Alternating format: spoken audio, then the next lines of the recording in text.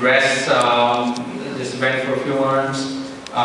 Teresa has been appointed by U.S. Secretary of Commerce Gary Law as the trade advisor on the Industry Trade Advisory Committee on Small and Minority Business in U.S. District Export Council representing California, provide trade policy and recommendation to Secretary of Commerce and the U.S. Trade Representative. She was elected also to the Ohlone Community College Board of Trustees and became the first African American elected to this board in 55 years.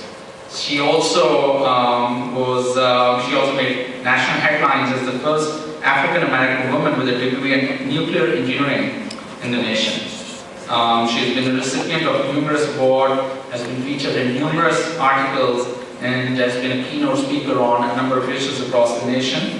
And we're very proud to have her here, and we'll invite Teresa to come and address us for a few minutes.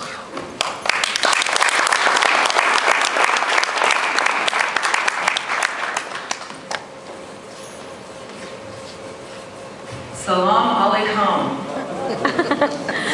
Thank you for the kind introduction, and I would like to also thank my dear friend Rini Johar and Sabuhi of the Human Relations Commission of Santa Clara County for inviting me as well, along with the Muslim community leaders. I think it's so important of what we're doing today with the Muslim community, for what they've made a big impact in our community, especially helping it to make it a better place for us to raise our families. But it's also an honor that I serve on the Ohlone College Board, that we do have a very active student Muslim group that helps us in our student leadership for the campus, and we value their opinion. But today is also a day to be able to honor and to celebrate the teachings of peace, tolerance, and brotherhood, and of mankind with my fellow brothers and sisters of this community. But also, it's part of the American dream. It's by embracing these principles in our community, we know that our community will also succeed as well. My mother always taught me the 3 B's. That's to be quick, be good, and be gone. But at the same time, as I work across the state of California and going back and forth to Washington, D.C., it's important that the voices of small businesses, women-owned businesses, and minority businesses are heard, and that we're able to be able to create more jobs. And we're not just talking any jobs, we're talking good-paying jobs. Because President Obama has a national export initiative that's so important to help small, minority, women-owned businesses so that we can especially sell our goods and services all across the world. And part of it is then to be able to generate the new jobs in our community. So the more that American companies export, the more that they'll produce. The more that they'll produce, the more they'll need more workers. And that means that we'll be able to bring jobs, good-paying jobs here in our community. And I think some of the ideals of having good-paying jobs is also tied with our American dream, so we can raise our families, provide the necessary things that we can take care of them. And it's also tied to the dreams of Dr. Martin Luther King. And another part of it is that we know that Gandhi had also led our community together with the people of India.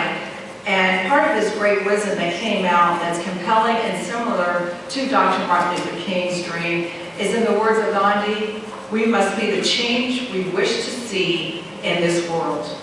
The best way to find yourself is to lose yourself in the service of others.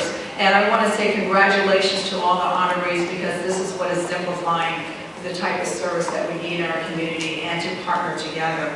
But also, at the same time, I had worked at the White House, and I had the pleasure years ago to be able to meet the widow of Dr. Martin Luther King, Coretta Scott.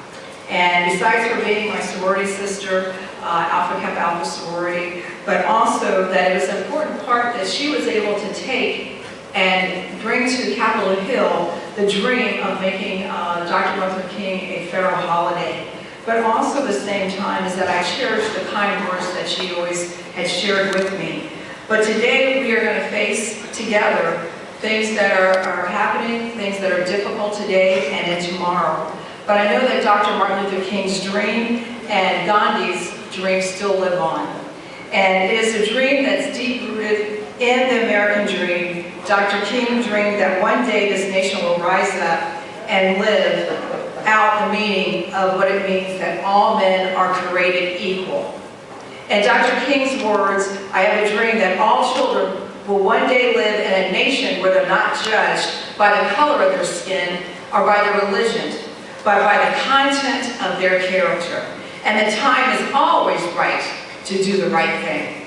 So I'm going to close with a poem that is dedicated. It's called Living the Dream for All People, and expresses the message and the inspiration of Dr. Martin Luther King among Americans. That's why we're all here today, all Americans, in his dream and what the dream has awakened in America.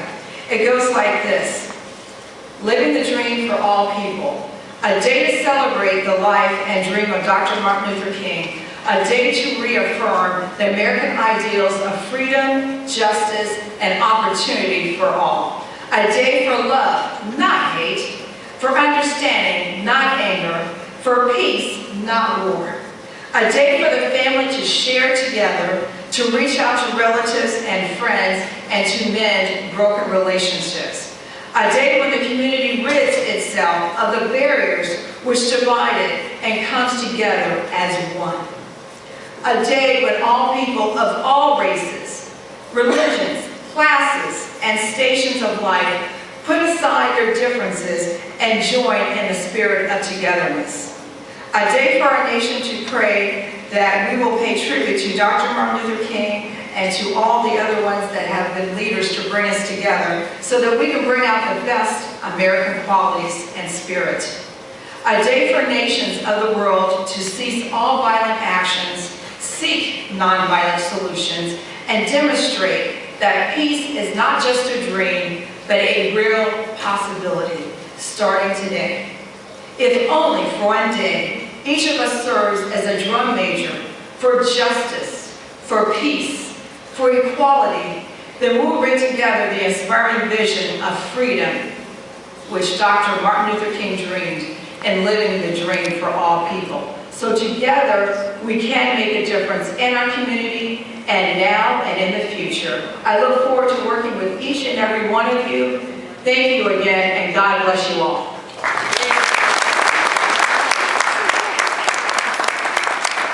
Thank you, Teresa. Ladies and gentlemen, in addition to the